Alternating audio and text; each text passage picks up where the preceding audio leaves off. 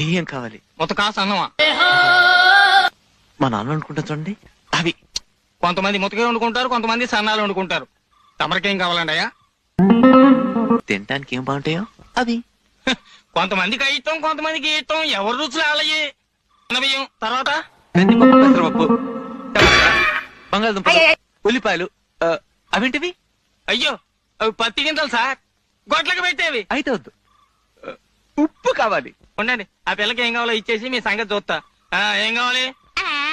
ఎండుమిర్చి, కందిపప్పు, ఉల్లిపాయ, శనగపప్పు, వెన్ని పావుకిలో, పంచదార అరకిలో, ఉప్పు అరకిలో, బియ్యం 3 కిలోలు, కాపడు 2 సన్నం 2, ఆవాల నూరు, మెంతుల నూరు, జీలకర్ర నూరు, ఎల్లు నూరు, ఎండు కొబ్బరి చెప్పు 1, త్వరకట్టి పోతా.